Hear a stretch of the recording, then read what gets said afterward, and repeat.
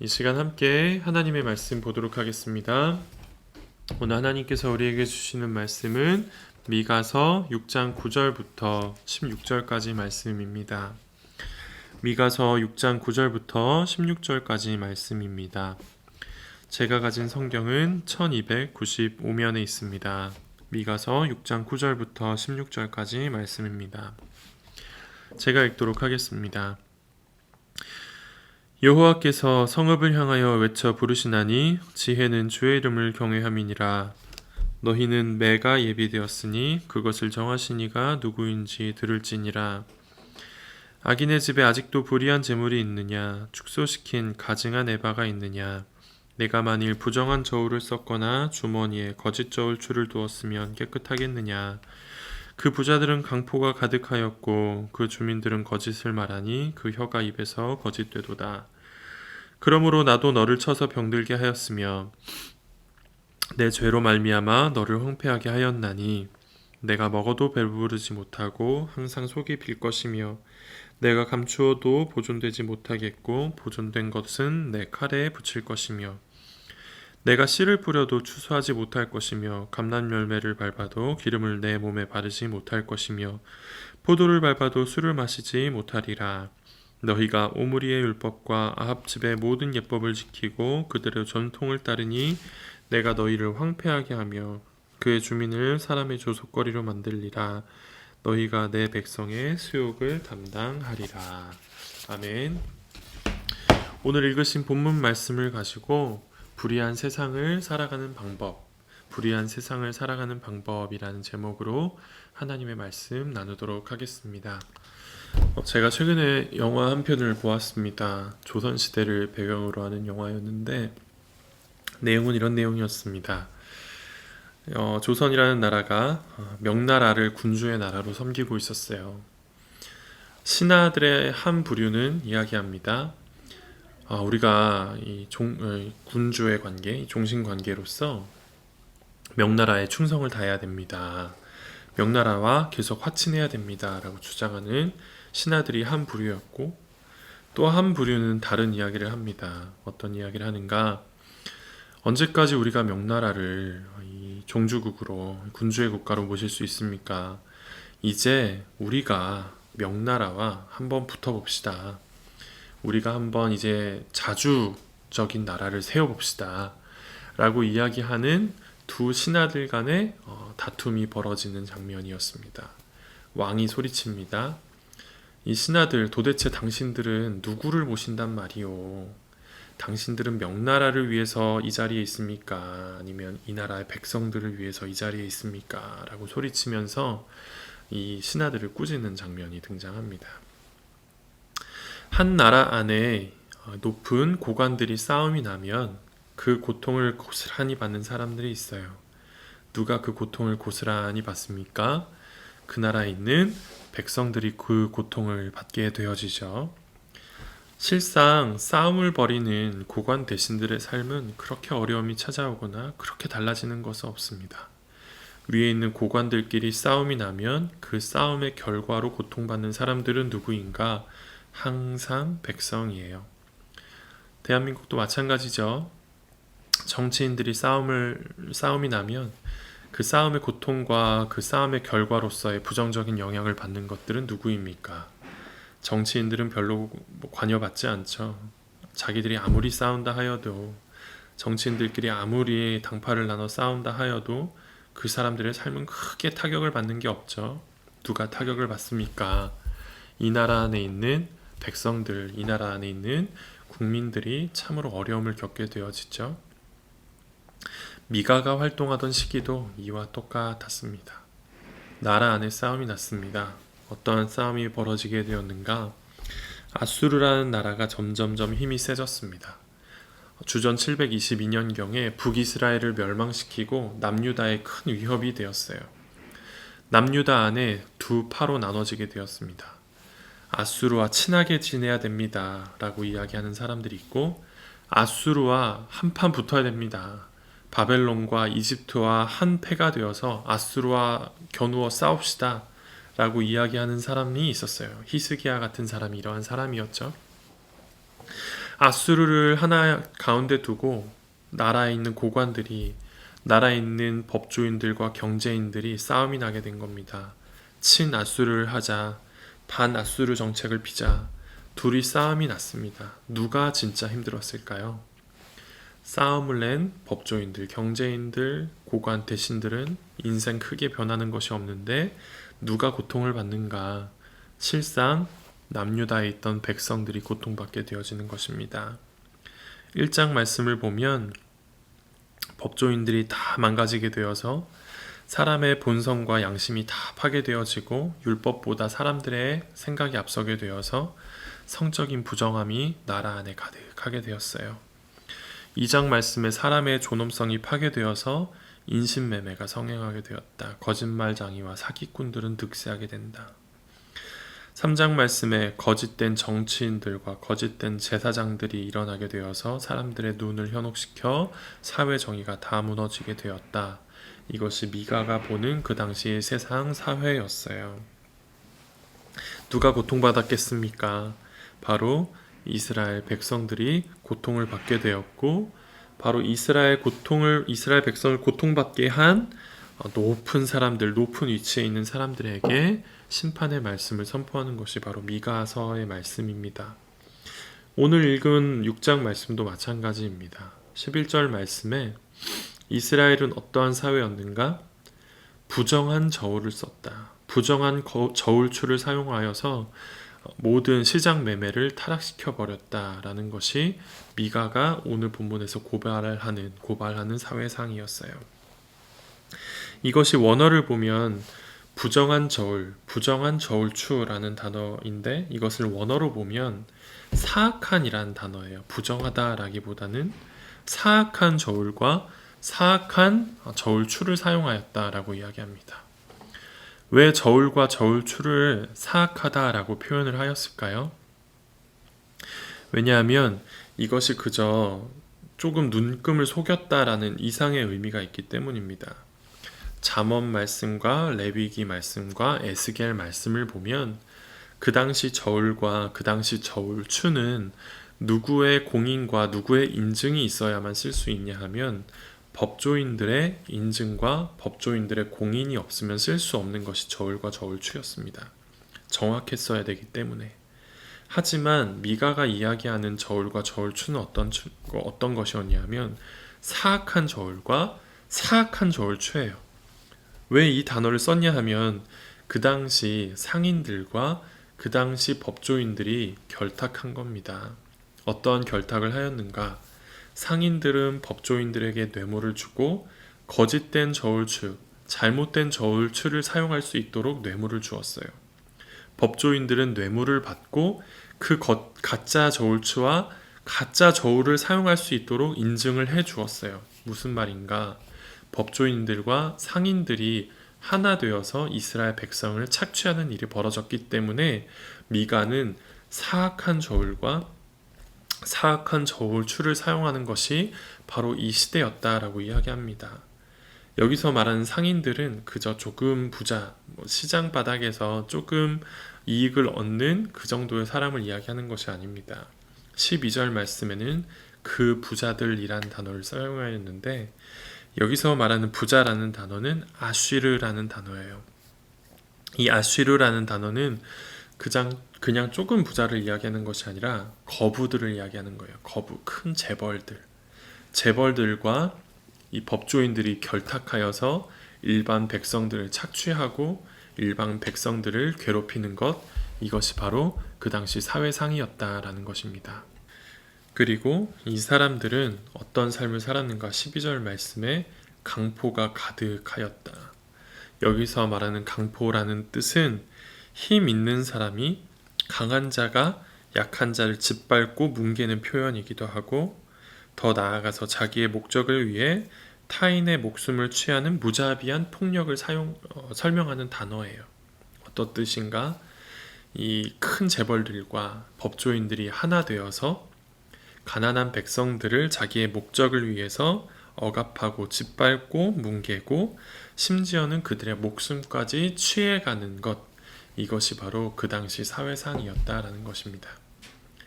이 이야기를 들으면 어떤 세상이 떠오르십니까? 저는 이 말씀을 묵상하면서 참 이 시대와 같다라는 생각을 하게 되었습니다. 뉴스를 보면 심심치 않게 등장하는 재벌들과 법조인들의 정경유착, 이런 것들을 통해서 고통받는 사람들은 누구입니까? 일반 국민들이 고통을 받게 되어지죠. 무전유죄, 유전무죄라는 단어가 이제는 그러려니, 이제는 당연한 것과 같이, 이제는 상식이 되어버린 세상을 우리는 살고 있습니다. 돈이 많은 사람들과 법조인들이 결탁하여서 그 사람들의 인생은 그렇게 어려움이 없어요. 실상 고통받는 사람들은 누구인가? 바로 이 아픔을 고스란히 받는 일반 국민들. 이런 세상이 바로 우리가 사는 세상이 아닌가라는 생각을 해보게 됩니다. 나누는 것을 기뻐하지 않고 가지는 것을 미덕으로 생각하여서 어떠한 사람이든 수단과 방법을 가리지 않고 누군가를 밟고 올라서는 것을 성공이다라고 여기는 이 세대. 이런 세대가 바로 미가서가 바라보았던 남유다의 실상이 아닌가라는 생각을 하게 되어집니다. 하나님은 이 세상을 어떻게 하실까요? 하나님은 이 시대를 어떻게 만들어 버리실까요? 오늘 본문 말씀입니다. 내가 이 세상을 치겠다. 너의 죄로 인해서 너를 폐허로 만들어 버리겠다라는 것이 13절 말씀이죠. 어떤 식으로 만들 것인가? 14절 말씀. 너가 먹어도 배부르지 않게 만들겠다. 항상 허기지게 만들겠다. 이것이 하나님이 주시는 심판입니다. 돈을 많이 가지면 행복할 것 같은데, 이 정도 얻으면 만족할 것 같은데, 이만큼 위치에 오르면 행복할 것 같은데, 이만큼 권력을 얻으면 나는 만족할 것 같은데 라는 세상을 향해서 하나님께서 말씀하시는 것이에요. 먹어도 배부르지 못할 것이다. 항상 허기질 것이다. 만족함이 없는 인생, 하나님이 주시는 심판이에요. 15절 말씀입니다. 노력과 비례하지 않는 수확을 얻게 될 것이다. 씨를 뿌려도 얻지 못할 것이다. 열매를 올리브를 밟아도 감람나무를 밟아도 기름은 얻지 못할 것이다. 포도를 밟아도 포도주는 마시지 못할 것이다. 아무리 노력해도 결국은 노력과 비례하지 않는 반비례하는 수확을 얻어 너의 수고는 수포로 돌아가게 만들어 버릴 것이다. 이것이 하나님이 말씀하시는 심판입니다. 세 번째입니다. 16절 말씀. 너희가 백성의 조롱을 받을 것이다. 부자들이 존경받지 못하는 시대, 권력자들이 사람들로부터 칭찬받고 박수받지 못하는 세상을 만들어 버릴 것이다. 오히려 그들은 조롱받을 것이다. 오히려 그들은 존경받지 못할 것이다. 아무리 많은 돈을 가져도, 아무리 큰 권력을 받아도 너는 사람들로부터 조롱만 받을 것이다. 이것이 하나님께서 내리시는 심판이다 라고 성경은 이야기합니다. 이 시대에 있는 모든 불의한 경제인들, 이 시대에 있는 모든 불의한 법조인들, 경제인과 법조인뿐만이겠습니까? 이 시대에 있는 모든 높은 고관들, 이 시대에 있는 높은 위치에 있는 사람들이 횡포를 저지르고 강포하게 다른 사람들을 취한다면 하나님께서는 그들을 반드시 심판하실 것이다 라고 이야기하는 것이 오늘 본문 말씀입니다. 우리는 어떻게 살아야 되겠습니까? 우리는 그렇다면 하나님의 심판을 받지 않아 오히려 더 축복된 인생을 살기 위해서 우리는 어떤 삶을 살아야 되겠습니까? 정직한 삶을 살아야 됩니다. 다른 누군가와 결탁하여서 나의 목적을 위하여서 강포를 휘두르는 인생이 아니라 오히려 정직하게 살아가는 것, 내가 가지기 위해서 남을 짓밟는 것이 아니라 내가 가진 것을 나누어 줌으로 오히려 다른 사람들을 영화롭게 하고 하나님의 복음을 영화롭게 하는 삶, 이 삶을 우리가 살아야 된다라고 성경은 알려주고 있는 것입니다. 이렇게 살아간 사람이 누구인가라는 것을 떠올리다가 한 사람이 떠오르더라고요. 그 사람이 누구냐면 누가복음 19장에 등장하는 삭개오입니다. 삭개오는 여러분이 잘 아시다시피 세리였습니다. 세리는 어떠한 사람이었냐면 그 시대에 로마라는 큰 나라와 결탁하여서 세금을 걷어들이는 사람이었어요.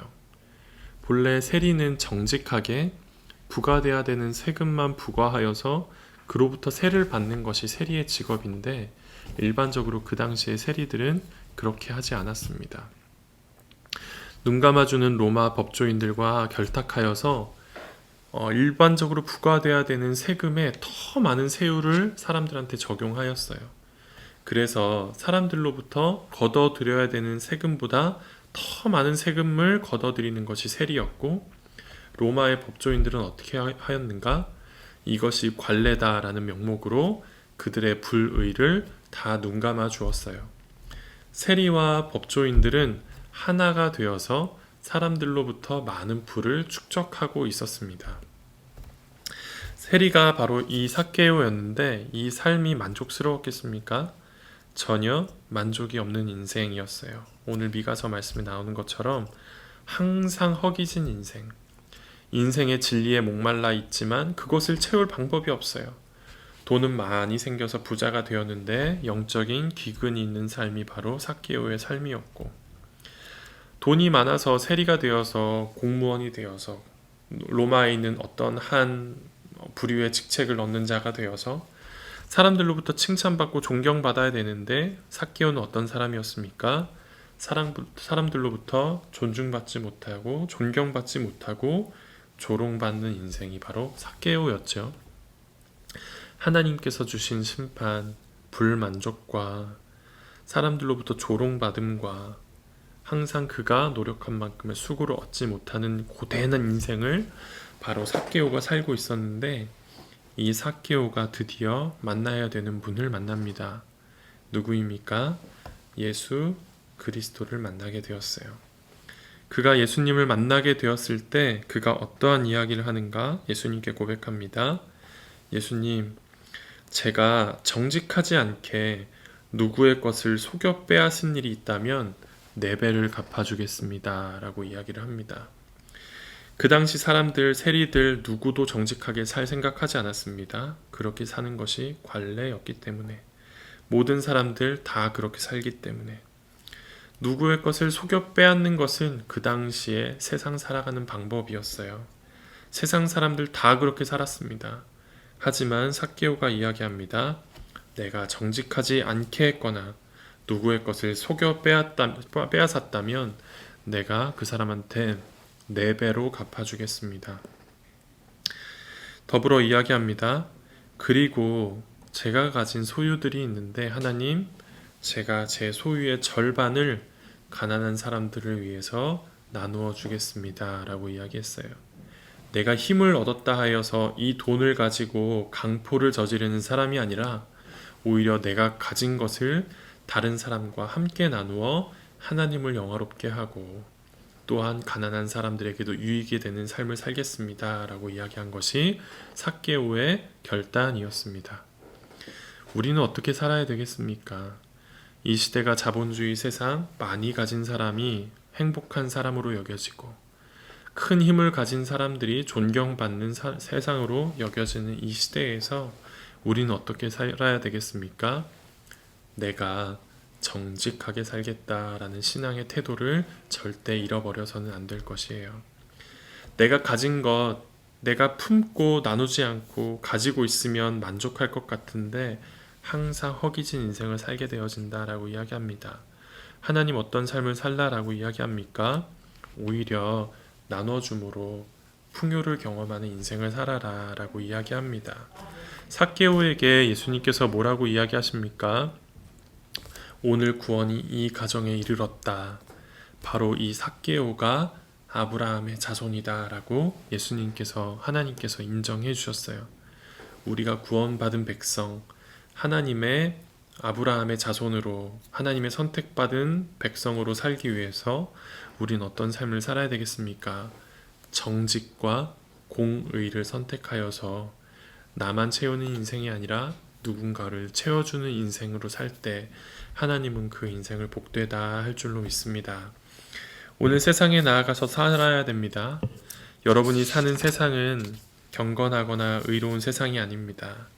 속여서 남의 것을 취하는 것을 원하는 인생들이고, 부자들과 정의를 안다 하는 사람들이 결탁하여서 불의를 정의로 포장하는 어두운 세상을 여러분은 사셔야 됩니다. 어떻게 살아야 되겠습니까? 정직하게 살겠다. 하나님의 공의 앞에 살아가는 하루가 되겠다. 그럴 때 주님께서 주시는 은혜의 축복을 나 혼자 누리는 강포 인생을 살지 않겠다. 나누며 베풀며 사는 거룩한 삶을 살겠다 결단하시는 여러분 되시기를 예수님의 이름으로 축복합니다. 제가 기도하고 각자의 기도의 자리로 들어가도록 하시겠습니다. 살아계신 하나님, 이 세상이 어찌나 어두운지 모르겠습니다. 세상은 나누기를 기뻐하지 아니하고 오히려 갖는 것을 기뻐하여 결탁하여 불의를 정의로 포장하지만 우리는 정의를 포기하지 않겠습니다. 공의를 포기하지 않겠습니다. 하나님의 방식으로 살겠습니다. 하나님의 방법으로 살겠습니다. 하나님 주신 은혜를 나누며 베풀며 살아 아브라함의 자손 선택된 백성 우리가 될 수 있기를, 하나님이 인정하시는 교회가 우리가 될 수 있기를 간절히 결단하며 살아가는 오늘 하루가 될 수 있도록 은혜 내려 주옵소서. 이렇게 살 때에 주님 주시는 은혜와 평안의 샬롬을 경험하는 하루가 되기를 원합니다. 이렇게 살아가는 각 성도님들마다 하나님의 은혜의 복을 풍성하게 누리는 거룩한 하루를 살 수 있도록 은혜 내려 주옵소서. 우리의 모든 것이 되시며 우리 인도하시며 구원하시는 살아계신 예수님의 이름으로 기도드리옵나이다. 아멘.